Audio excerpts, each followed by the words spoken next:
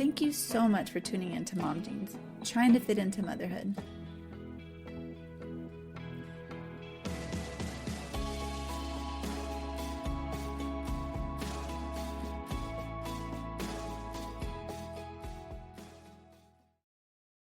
Okay. No, so we put our tree up last night, and which is the earliest we've done it. At least we usually do it like Thanksgiving night or the day after, but we did that yesterday. But as the day went on, ornaments got higher and higher. So like toddler Christmas hits different this year. It's just sure like does. nothing around the bottom, and it's so ugly. And then it took me all day to I feel like to get the rest of the stuff out, because as soon as I'd put something out, Weston would grab it and like put it back in the tote or play with it or like.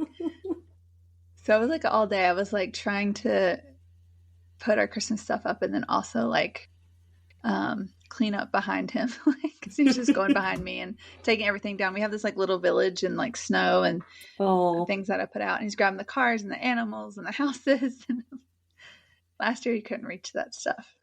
So. I know. We're debating what to do, because Hannah's at the stage now that she'll be fine. She's curious, but she like understands. But Aubrey is like, she will pull that thing down on herself for sure. Try and stand up using it as like a support. Oh, right. I was worried about Weston last year. He was just crawling in November, and so he was fine. He actually didn't really mess with it. But then also we were at my parents' house for a whole week or so. So we weren't even home. But now it's like this year he's so curious. And I don't know. He was like, had the little candles. They didn't have batteries in it, but he kept like jabbing me with it and then like chewing on it. And I'm like, this is not stressful at all. That's adorable. Kids, man. Yeah. But if you have any tips, I know I've seen people like roll wrap empty boxes and put it around the Christmas tree. I could just see him ripping them open, so I don't know if that's gonna work. That's okay. You know what, I want to say that was like Hannah's favorite part, was just unwrapping presents. So like she didn't even care what's in them. So we just kept wrapping things over and over again. And she thought it was the best. She loved it. Yeah. Oh, that's a good idea. Yeah. Yeah. And then I was telling you this off of like not recording, but Weston just realized where pee comes from. Like he just, because he accidentally peed, and he's like, oh, that was cool. So now he's like forcing himself to like pee. So we've been like going behind him and cleaning up like pee spots because he thinks it's funny. But he doesn't want to sit on the toilet. He's like, nope. Yeah. No. We're not there yet. No, we're not. But that's new. Yeah, he peed on my foot. So oh my god. I took his diaper off, and I'm like, great. It's been a while since he's peed on me. That's great. Just throwing like it back baby. For nostalgia purposes. Yeah. You miss him peeing on you. Yeah. It only happened twice, and it didn't happen to Ryan at all. He's like, he's never peed on me. I was like, I've opened that diaper and it just shoots out. They weren't kidding. For boys, they make these things called PTPs or something like that you put over. Get out. I mean, we never used it because they're so flexible. He would just kick it off with his foot when he was a baby. So it didn't really work that great. The idea was good, but it didn't work out for us. That's really funny. Aubrey had a short stint of doing that. Like every time we would take her diaper off, she would pee, and we'd be like, seriously? Like, it's not been off for a second. Like, come on. They just hits it, and they're like, ooh. Yep. So. Yes. Yeah. I love it. Nice. That's funny. Cool. Yeah. Okay. Well, welcome back to another episode of Mom Jeans. We're just kind of rolling with this. So we're your host. I'm Danielle, and I'm a boy mom, obviously, because we're cleaning up pee everywhere. A stay-at-home mom and a military spouse. And I'm Lisa, and I am a girl mom to 2 girls. So, and Lisa, you're going to lead us off with an article today, but you wanted to recap last week's episode, right? Yeah. So last week we had Kylie on, who moved from Australia to the US and then has 2 kids here now. And we were asking her, what was that decision like? Because she moved here before she had kids. So they obviously knew they were going to have kids eventually. but didn't know, the whole story of it. And I just wonder now for you, Danielle, like I know there was a chance that you guys would have been able to go to Germany or, been stationed somewhere. Do you think you could make that move now, having a kid, to another country, and it wasn't like it's like a contract where it's a year, a 2 year, it's 3 year, like just willy-nilly, like do you think you could do it? I don't know. I'd like to think so because I do like adventure, and there's a lot that I like about Germany, even though I've not been there. But or someplace like that. I just think it would be neat to experience a different culture.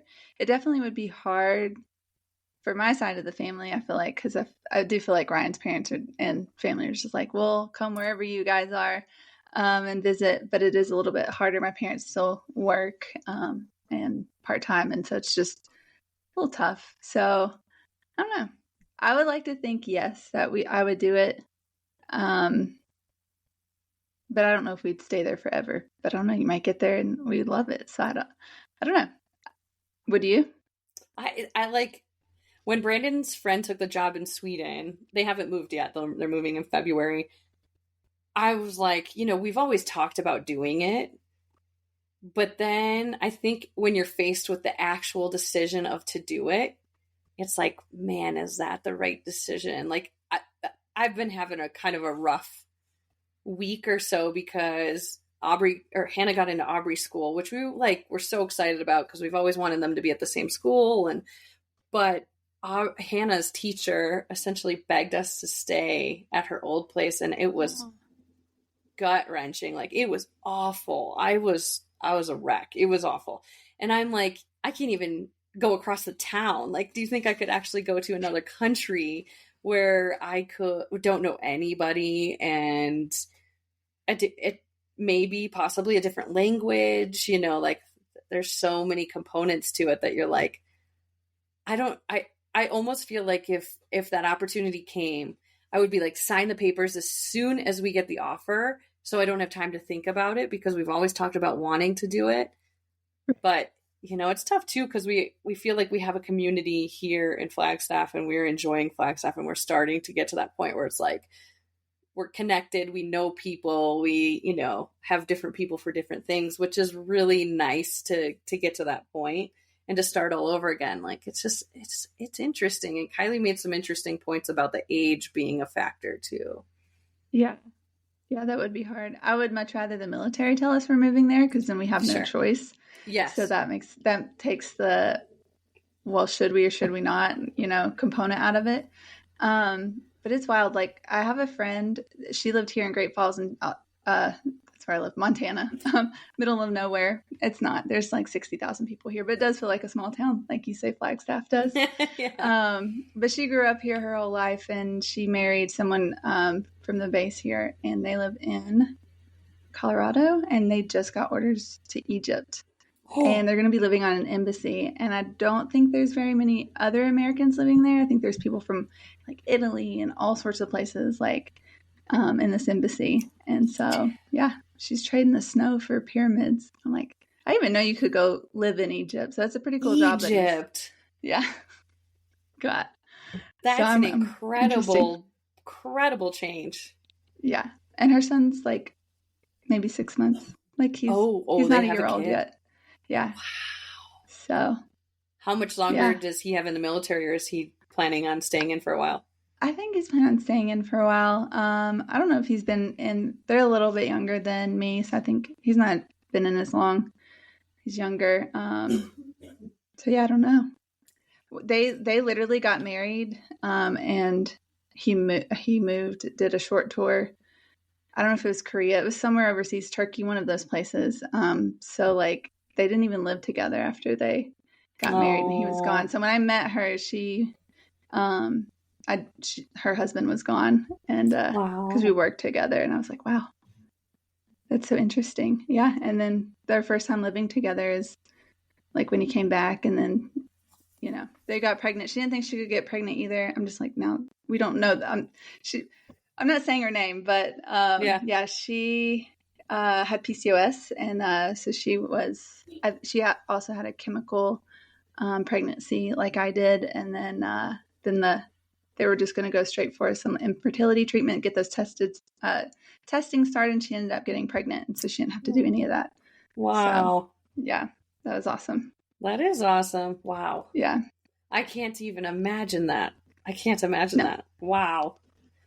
No, Egypt, like I can't. Germany, I feel like I could do Germany, I could do Italy, like London or Europe, but Japan even. But Egypt sounds like, far. Yeah. It's scary. I don't know. Because I don't know. I don't know. So far away. That's crazy. But, wow. Yeah. Yeah. That's a good point. Like, I feel like if you were forced to do that, it's like, well, what are you going to do? It's not like you're going to just run away.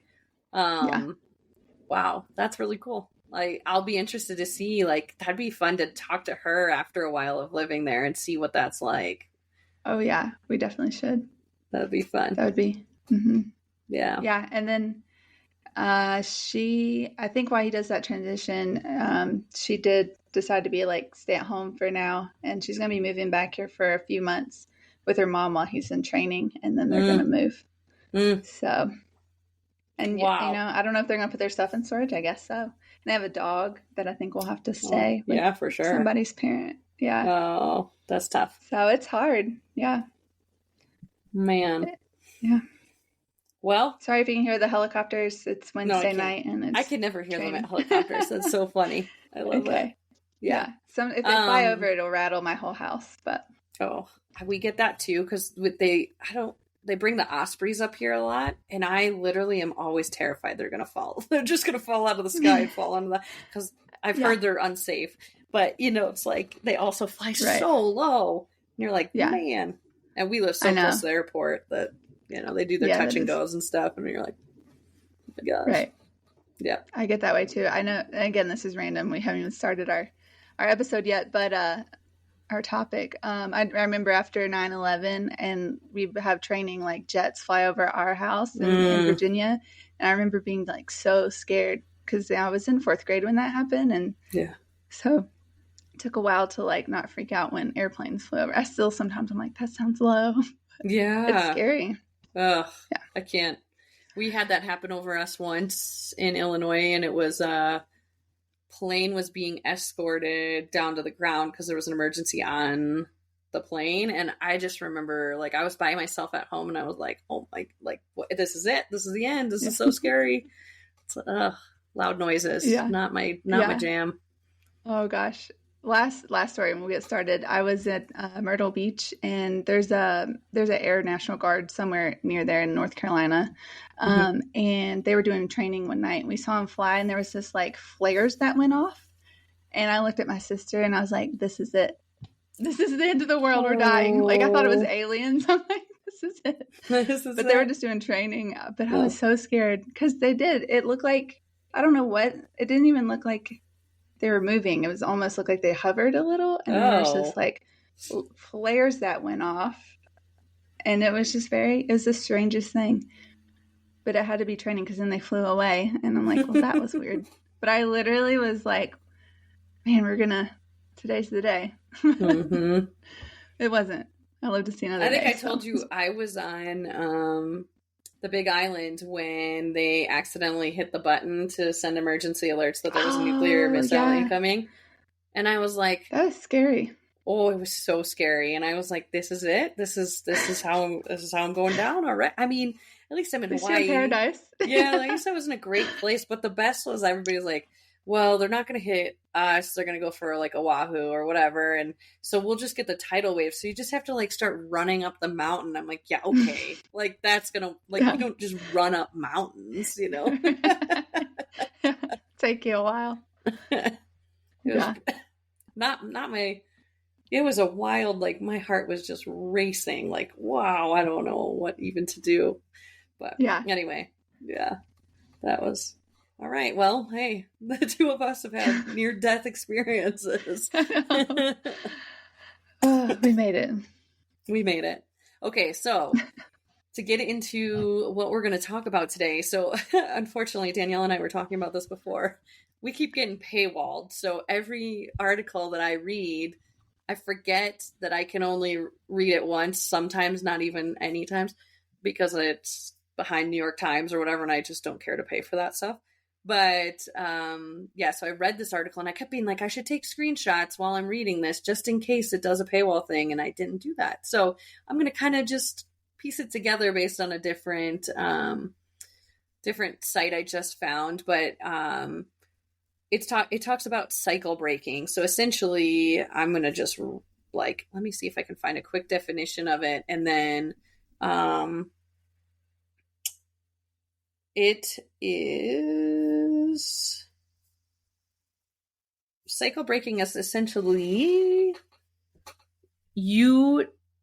it's bravely deciding to stand up against the status quo and the way that your family raised you and the way that you, the values and things that your family raised you with. And then you deciding when you have a kid to break those norms that you grew up with that were very strong values, maybe for your parents. And then now trying to explain to your parents why you're trying to break that cycle without offending them for the way that they raised you. Because I mean, we've seen the Instagrams where the mom's like, I guess I was a terrible mother because I let you eat Pop-Tarts every day, you know, like all those ones and stuff like that. So it's interesting because paired with that, like, I think a lot of my news sources are all interconnected because I'm, you know, in that algorithm. But I just listened to a podcast about breaking up with your parents, and they had a woman on there, and they were and to be fair, her dad disappeared. Like, he just ran off and never had contact with her and her brother. And then the mom was like, struggled with her own alcoholism and all this kind of stuff. And then she ended up putting her daughter into foster care for a year because she just couldn't handle her. And I think she was like 12 or 13 when that happened. And then she got her back the year later. But she's like, you know, I broke up with my mom, and it was like the most relief I've ever felt in my life. And then the host turned on her and was like, okay, but you have a kid now. Well, what would you do if your kid did that to you? And she was like, I would be devastated. I would be totally heartbroken, and I would just completely lose it. And he's like, so do you not put the pieces together on that? And then at the end of the episode, they had parents who had been broken up with and how devastated they all are, and like not understanding the impact of that. So I think it's a very interesting whole big circle of cycle breaking, and why is that happening so much? Like, I'll start with a question. How do you think your parents parented compared to how they were parented? So were your grandparents, did your parents parent like your grandparents, do you think? I mean, I think there were some aspects that they definitely did, for sure. But then also I feel like they tried to break the cycle as best as they could as well. Yeah. So I don't know my papi as an alcoholic. He did not drink because they basically said, if you want to see your grandkids, you'll stop drinking. And he did. Wow. However, when my dad was younger, my papi was an alcoholic. They were very poor. They had like rats in the house, like mice, wow. But you know, I rarely hear my dad like talk about those stories. He's always talking about the good times and like the fun times and the crazy things that they did with him and the siblings. But I think because of that, like they really overcompensated on like Christmas and things like that, on presents, because they didn't get much. And so I almost think we got too much. And I told my parents, I'm like, y'all did way too much. And so now I see myself trying to like back off a little. Like, I don't want to go crazy for Christmas, because they like overcompensated. And then, you know, my granddad was a little like key textbook, like narcissist a little. And so, mom trying to like, kind of work through those things. I don't know if she's fully worked through them, but I can see like okay, I understand why, like, literally I'd have to have triangles in the carpet. We've talked about this on an earlier Yeah. episode.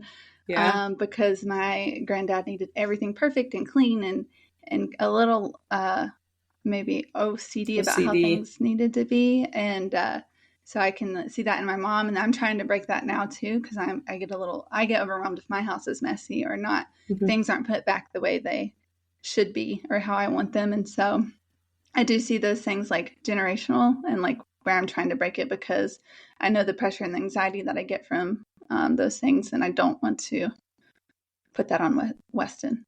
I don't know if I answered your question. I kind of like went full circle there, but yeah. So I can definitely see how they did things differently, but then maybe some things the same. They got, I'd say my parents got the switch, or the belt. I didn't get that, but I did get spanked, and then same. And that's a whole topic, to like a whole controversy, I guess. But I will not and don't want to continue that. I want to find other ways, consequences that are more effective, I feel like. So am I mad at my parents that spanked me? No. It's a different generation. Do I think it caused anxiety a little bit? Yes. So, yeah. If my parents listen to this, I do love you guys, and I do not hold that against you. Like, I definitely deserved it. It's just different times. It's funny that you say that, because I went to go clip something about like talking about my mom saying weird things, and I was like, oh man, she's gonna get so upset when she hears that, because like, she has a lot of guilt of how she parented, and it's like weird to me because like, so my mom's mom was very clean, like not a thing out of place at her house. My mom's house was always a mess. Like and I think a lot, and she always said that, she's like, I couldn't stand that we always had to have everything perfect. Like my grandma had a room, they lived in the same house for 60 years. They had a room that nobody was allowed to be in. I think by the time I was like 25, I'd been in that room once, and we went to her house all the time. But it's just like, she was so clean and neat. And, it's such an interesting thing, like growing up where, like there were times where my room growing up was humongous. Like it was a humongous room, and I would have clothes. You couldn't see a square inch of my floor because there were clothes everywhere. And my mom would be like, she worked with like the fire department. She's like, if the fire department comes in here, they're going to trip and fall and not be able to save you. So I would make this little narrow path so that they could come in, and she would be like, like it's a losing battle to fight a teenager on that kind of stuff. But yeah, like it's interesting. And my grandma had like, back then they would never address it, but terrible anxiety. And I would say towards the end of her life, definitely depression. And like, she was the biggest guilter. She would guilt the heck out of you, which was really hard. And my mom would do it, but she was like 50% better than my grandma. And then like a worrier. Oh my gosh, my grandma was a worrier times 1 trillion. She was afraid of everything. Like they bought a lake house. My grandparents bought a lake house, but my grandma didn't know how to swim. And she was terrified of the lake, and her kids, like growing up, lived on the lake. Like they were always on the boat, always. And, she had to just been a wreck waiting for them to always come back, Yeah. And my mom was like that too. And that's a big thing. Like I really want to make sure. And I try really hard. Like I to a very, very low scale, I grew up like afraid of bugs and worms and animals and all that. So then now I'm like trying to hide my fear of those things when Hannah gets close to them, because I'm like, I don't want her to be like afraid. And sometimes I think I go too extreme to be different than my upbringing, which my parents did a great job. They did the best they could. Same thing. Like you look at it now and you're like, all right, that probably caused a little bit more anxiety than it needed to, but they didn't know, they tried their best and all that. So I think it is interesting to think about cycle breaking. And like, I know we've talked about this before, but like some of the stuff that I really strongly believe in, my parents and my in-laws are like, you are nuts. Like, why are you so adamant on this? Like, mostly it's food. Like, I same. really want my kids to have healthy habits. And like Hannah loves ice cream. So Brandon got those like little cups. Do you remember those little cups when you were a kid, and they like have little chocolate swirls in them or strawberry swirls in them? So he bought those the other day, and Hannah's like, she wants to eat like 1,000 of them in a row. And I'm like, yeah, like, and I keep trying to tell her, and I'm like, I know they don't suggest this, but I'm like, that's going to make your tummy, it could make your tummy hurt. It's not great for your tummy. And she's like, I don't care. Give me the ice cream. And I'm like, oh, okay, well, yeah. That doesn't work, does it? That means nothing to me right now. It means nothing. I don't care. Yeah. Same with the food. My parents, I think Ryan's parents do that. Ryan's parents don't say anything though. Mine are more vocal about, like, you ate that stuff and you're fine. Yes. There might be a possibility that we might live with my parents for like a couple months during Skillbridge. We'll see. But that's the biggest fear is the boundaries, the crossing the boundaries with the food. Like, I'll buy the food if you just feed Weston this food. Like, if let's say I'm out doing something, because I've considered, like, if we do that, maybe I'll sub or do something to make a little extra cash because my mom's not working. I was like, nice. But that does not mean you can take him to McDonald's or any of the fast food restaurants around town. Like, so that's the hardest part. That's a huge struggle for me. Like, my mom makes an effort to support my craziness of food. And she actually, like, sometimes I'll make the recipes for her from Yummy Toddler Food. And my mom's like, this is so good. And I'm like, yeah, make it. You know, like, take care of yourselves, because they don't eat well. And neither do my in-laws. And my in-laws just don't care what I say. Like, that drives me bonkers. Like, can't you respect me? Like, I just don't understand that. Well, you know, you guys all had it and you were fine. Like, let us be grandparents where we're the fun ones and let them eat the things they want. And I'm like, yeah, but like, it's just not good for them. Like, I was thinking about it the other day. Like, we're having a girls' night tomorrow night. We're having our white elephant, and I like bought these, or I'm making these really like chocolate covered pretzels with Rice Krispies on them. And I'm like, that is not something I eat my normal life. And I was like starting to beat myself up about it. And I was like, this is silly. Like, 6 days out of 7, we eat great. Like, we eat healthy, organic, whatever foods, you know, but it's hard. I mean, I start to think about like, okay, our parents have been doing this for how many years, eating the way they do, like, to now go and say, hey, you know, I'm not telling you not to eat whatever you want, but it is hard when you're eating, you know, chips and dip, and then Hannah's like, I want some. Well, of course she's going to want some as she sees you doing it. So that's the battle, is like, you know. Right. No, I agree. That's tough. So I will say that's another thing that I'm like breaking is the food that we eat. We don't have soda in our house. Like, we always had soda. And little Debbie cakes. Man, I loved a good zebra cake. Those are my favorite. Zebra cakes are so good. I know. And it's like, I hadn't had one of those in forever. Because knowing what you know, you can't unknow it. I guess ignorance was bliss back then. And I'd love Pop-Tarts. I eat them every day. But it's just like, I can't let myself do it. Or I'll feel bad. I'll get a headache. I had Pop-Tarts recently because, like, I would only eat s'mores Pop-Tarts. Like, I could not do blueberry. I couldn't do any of the other flavors except for s'mores. S'mores had to have been the worst ones you could possibly get. And I had one. Those were my least favorite. Oh, I loved them. And I had that one, like, I'd say within the last 5 to 10 years. It's not recent. And I was like sick to my stomach the whole day. And I was like looking at the back of the box. I was like, 56 grams of sugar in one Pop-Tart. Okay, yeah, that's probably, that's a great reason why my tummy hurts. Yeah. Yeah. Did you eat the whole pack? Did you eat 2? Of course I did. Yeah. I have no self-control. Yeah. Which I didn't know that until I went to college. Oh, isn't that ridiculous? Took my nutrition class. Yeah. I was Don't put 2 in a pack and then they give me my serving size of 1. Yeah. In 2020, the FDA changed the labels to make it easier to read. And Pop-Tart was one where it shows if you eat 1 or if you eat 2. Yep. So, and same with ice cream. If you eat the whole pint versus like the serving size, which I think was like 1/4 of a cup. So, I mean, I love it and I also hate it. I will tell you, when they started putting calorie counts on like chain restaurant menus, I was like, yeah. see ya. No. I'll never, I mean, I was like, man. That's what I always said, like, go, like, I remember it was a long time ago that they did that, because I think they put the calorie counts on a margarita, and the margarita was like 1,800 calories, and I was like, oh no, 1,800 calories for a margarita. That's amazing.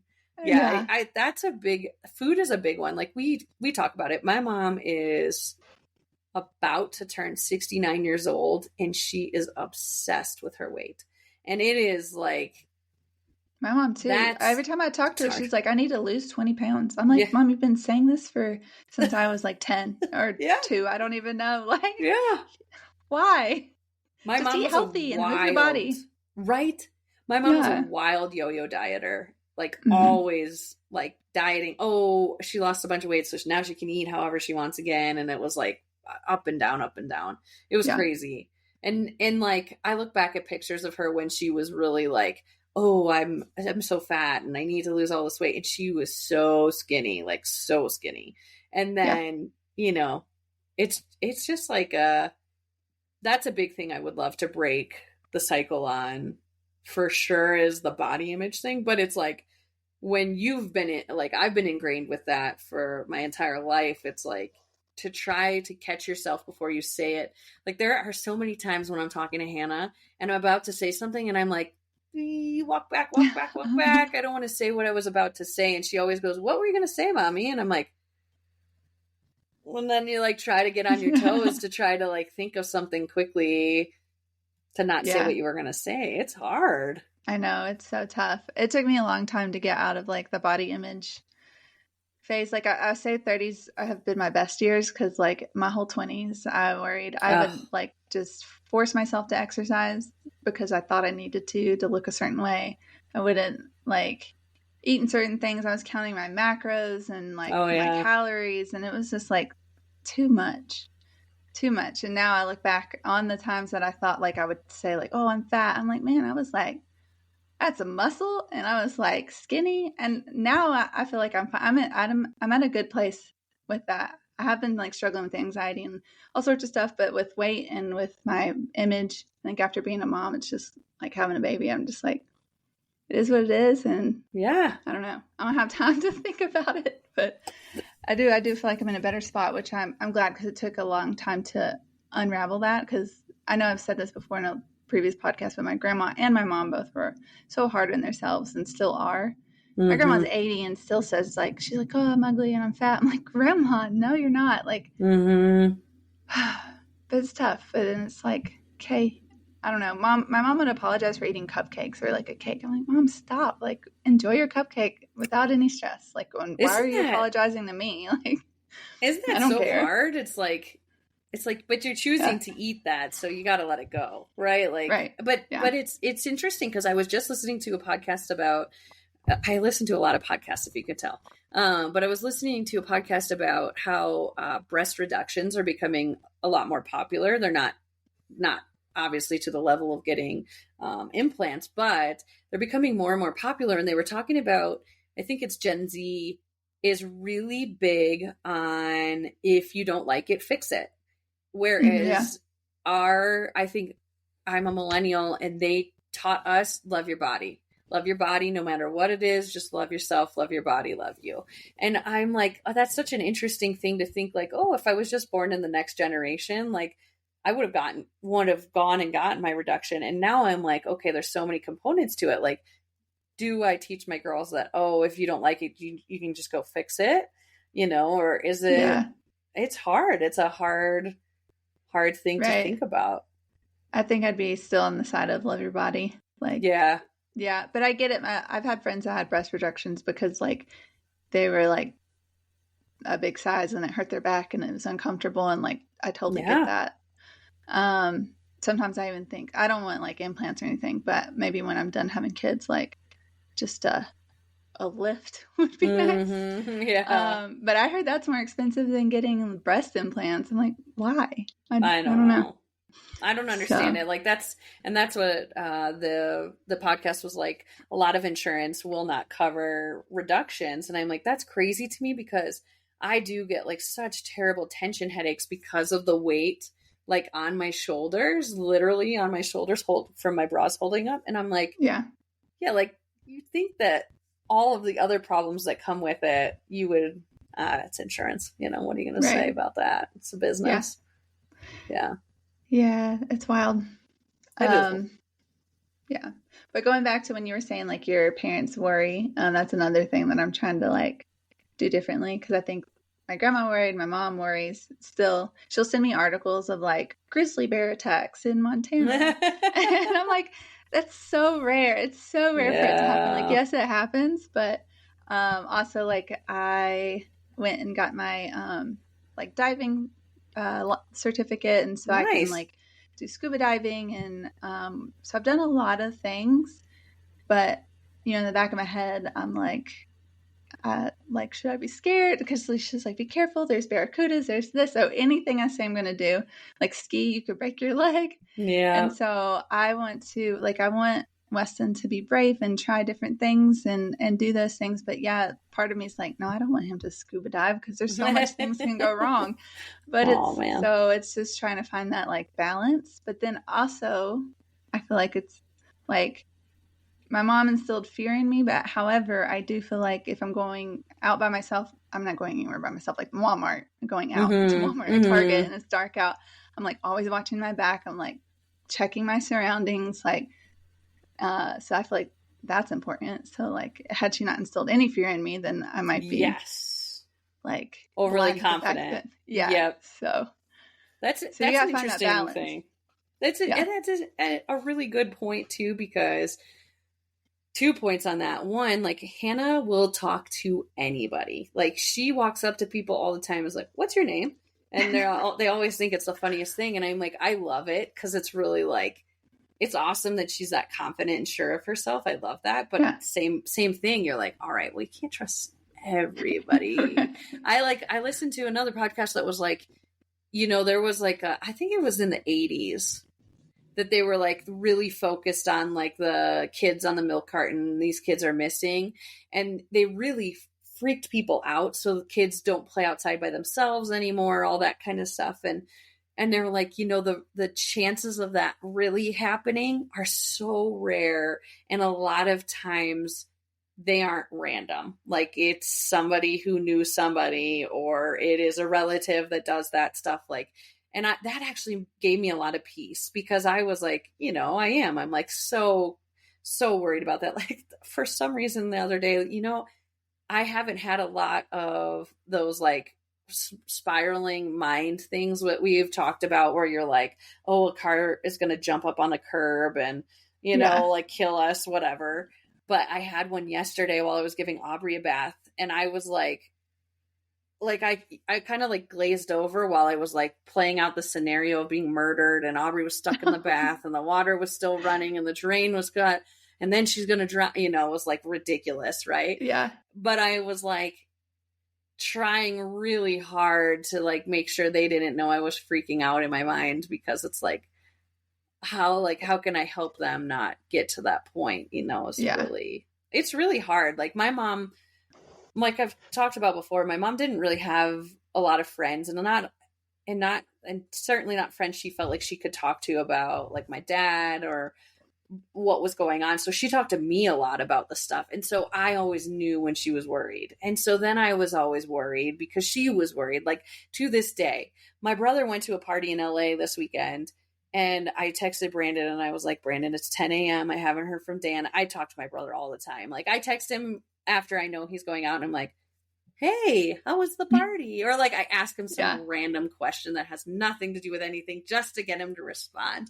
And Brandon's like, Lisa, he's 36 years old. You got to stop doing this. 35. And you have to stop doing this, like worrying about him. I'm like, that was my entire childhood. It was like, I was his second mom, because my mom knew I was like closer to him than she was. So I always had to watch him, and I'm like, Yeah. I want the girls to watch out for each other, but I don't want them to be like me, Right. Well, just ask him to share his location. My sister and I share our location. I have tried, Danielle. I've tried, and he's like, absolutely not. I will never do that for you. And I'm like, why? Sometimes Dan. I'll check just randomly to see what my sister's doing. I'm like, Yes. oh, she's at home, so she can answer. Yes. I'll call her. Yep.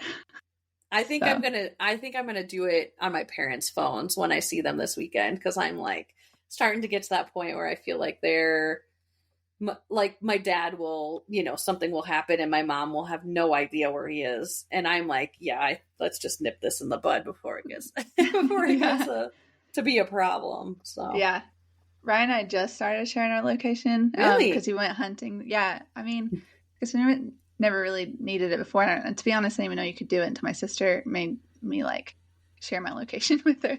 Yeah. So he was going hunting. I was like, all right, well, just share my location or your location. I was like, I'll share mine, in case I go missing. So if I do go missing randomly, he's going to forget that we have our location shared. So just remind him to check his phone to see where I'm at.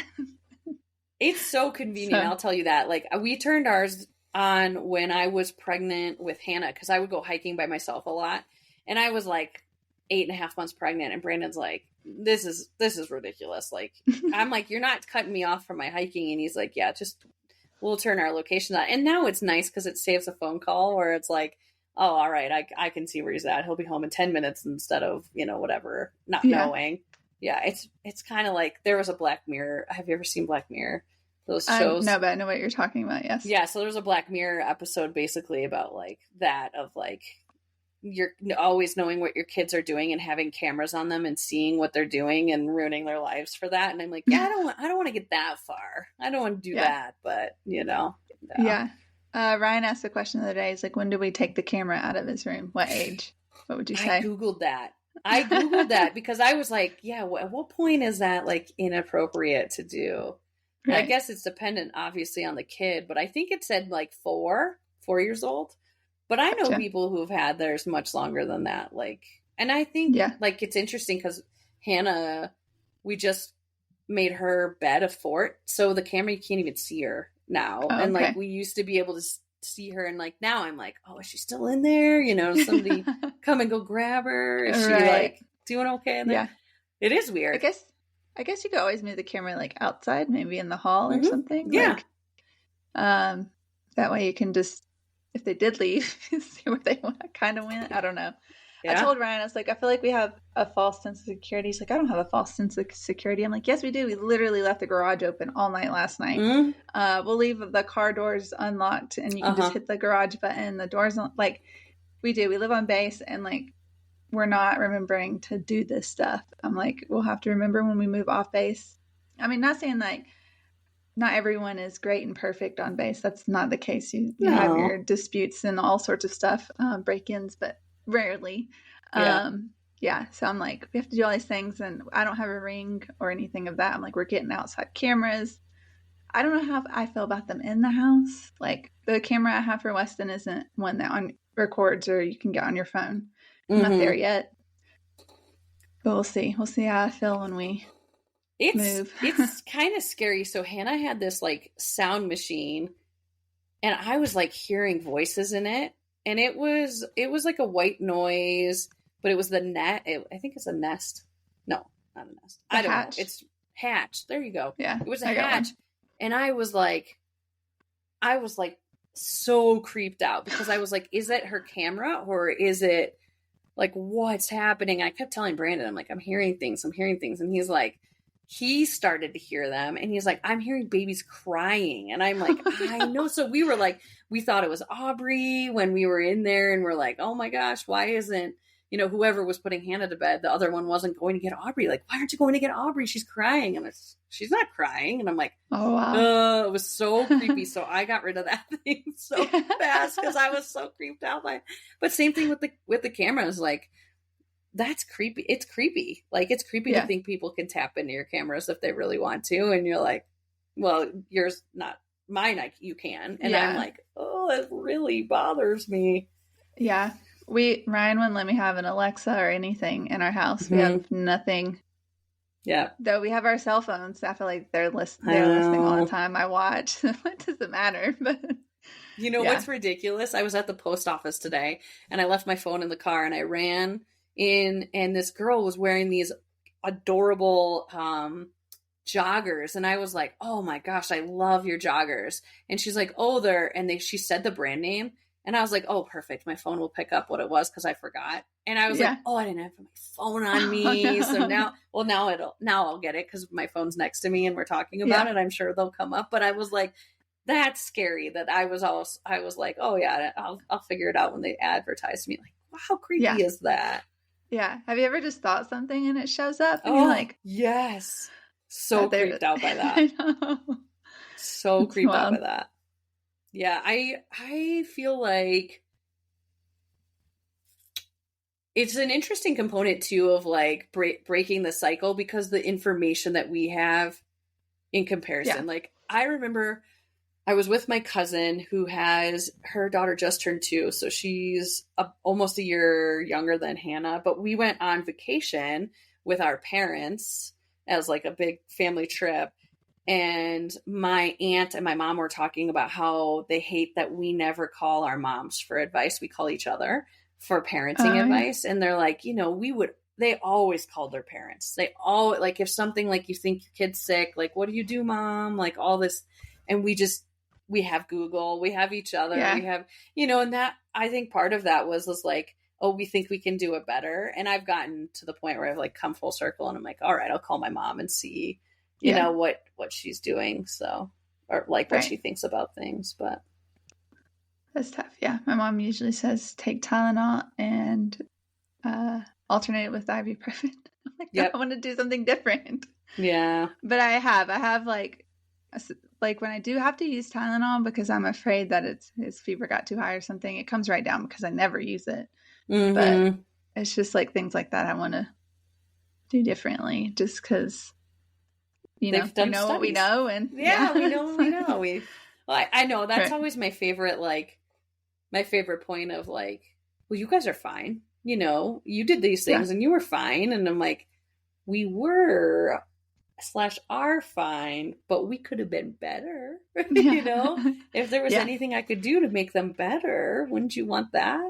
Right. I'm not Yeah. I'm not dogging on you just because I have the ideas I have. I'm just Right. telling you Hmm. this is how I'm choosing to do this. Yeah. For Yep. sure. Yep. Yeah. That's a good one. It was. I That is. yeah, I will reference this article, but though when I'm on the therapyden.com, and this one's called Here's What It Means to Be a Cycle Breaker in Your Family. And I kind of skimmed this one because the initial article that I read, again, like I said, was behind a paywall. So, but yeah, I think it's interesting to be able to give your parents grace, whereas some people are just like, I'm just not putting up with it. And I think, unfortunately, politics have wedged people pretty badly and their parents pretty badly. And like I've talked to my brother about that. Like I am just not going to let that come between us. Like Yeah. I love my parents despite whatever differences we can have. And I appreciate the fact that they did the best that they could as parents. I don't Yeah. want to do all of those things, but some of those things, like they showed me unconditional love. Like I think that is something that I can absolutely strive to get to, Yeah. Yeah. And I feel like, my dad and my mom like taught me like never to give up. I mean, I feel like I've given up on stuff, but like, I try. I don't know. My dad was definitely that's like, get up, dust it off, walk it off. And I Yep. did. And I feel like I'm stronger for it. And, Yep. I wasn't coddled or anything. So it's just like, yeah, finding that balance too. Like, I don't want to like coddle Weston, but I do want to give him cuddles. But also I want him to be strong and independent and like be able to face adversity and things that come his way and just know that he can overcome those things. And I do feel like my parents like helped me with that, along the way. And so that's a really cool point too. Like we did that really well with Hannah. Like, if you fall down, what do you do? And like every time now she falls down, she's like, I get up. We like die because she doesn't cry. She doesn't like, Mommy, I fell. I got up. And I'm like, you're so awesome. I'm like, this is awesome. Yeah. But we're struggling with Aubrey because I think we have definitely coddled her a bit too much. Like, even her teachers are like, so she's about to move up to the toddler class and they will not pick her up when she's crying like that. And I'm like, oh, my baby. You know, but we perpetuated that problem by picking her up every time she cried. And now it's like, oh, yeah, this is the consequences of that. So I've got two kids totally opposite ends of the spectrum of like, oh, yeah, okay, we gotta work on this with Aubrey so that she's not constantly crying to be picked up. Yeah. Well, I mean, she's the baby and will always be the baby. So she's always going to be my baby. Yeah. That's right. I could see that. Yeah. But I guess I get it because it's like, you know, you're last and you just want to soak it all up.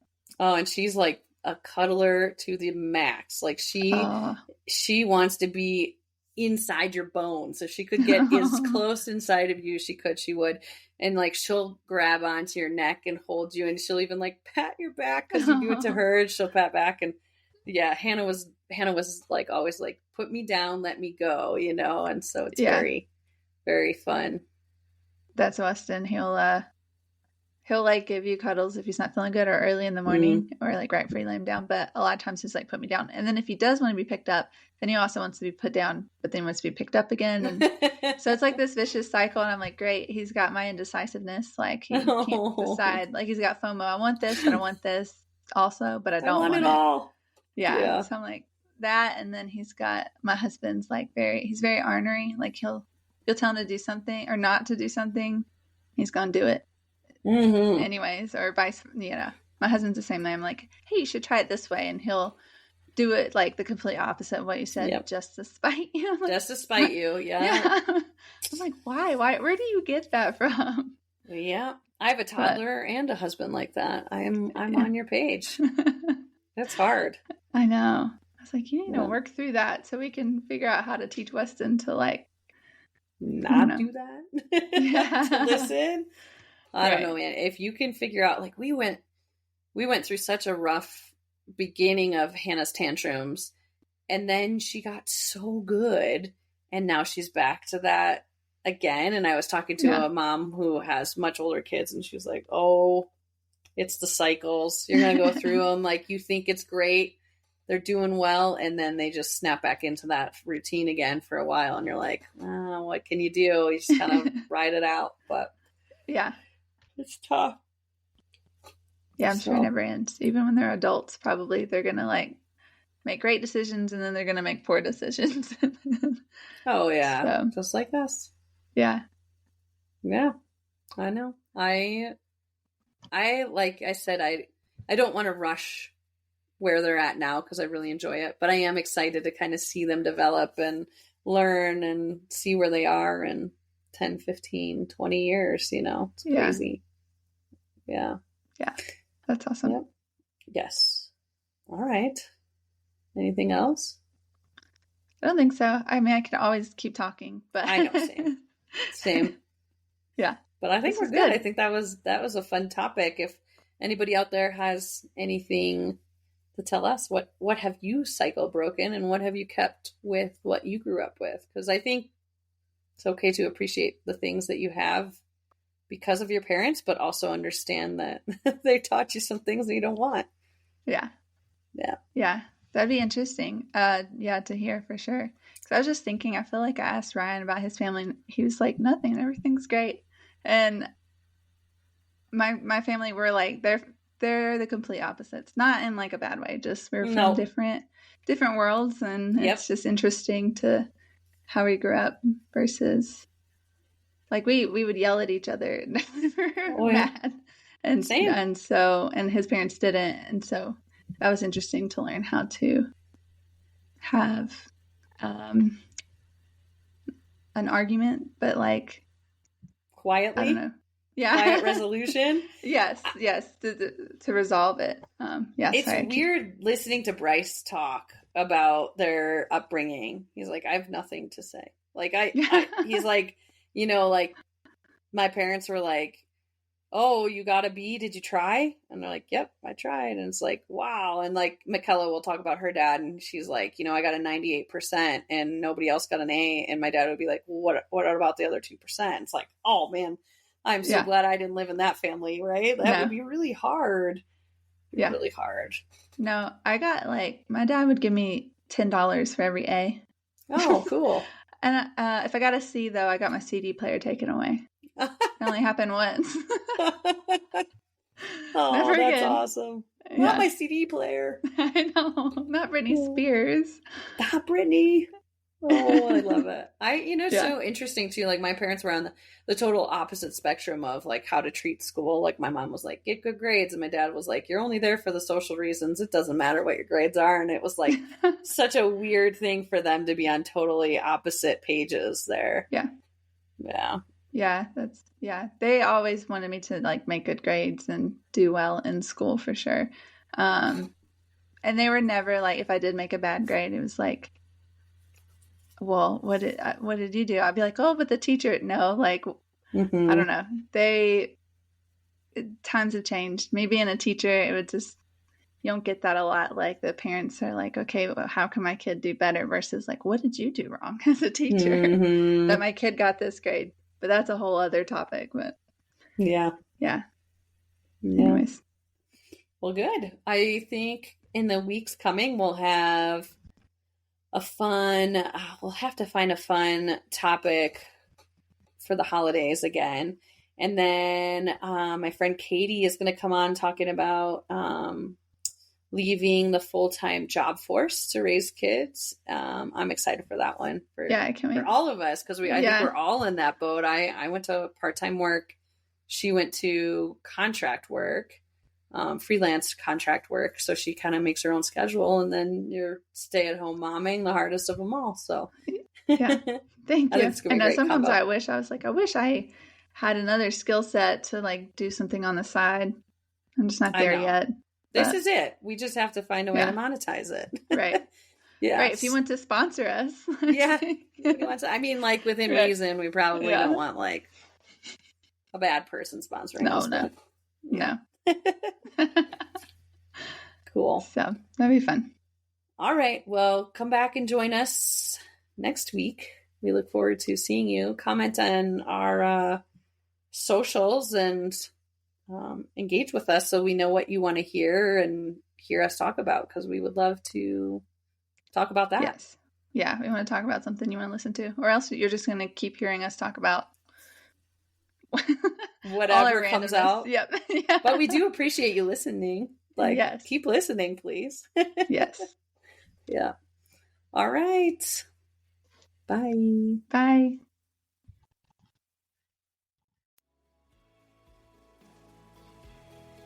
And that wraps up another episode of Mom Jeans, trying to fit into motherhood.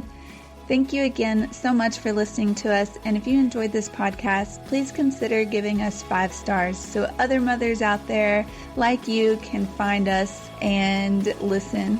If you would like, you could follow us on any of our socials at Mom Jeans, the podcast. If you have questions, would like to send us your birth story, or give us suggestions or things that you would like to hear, please email us at hello@momjeansthepodcast.com. See you next week.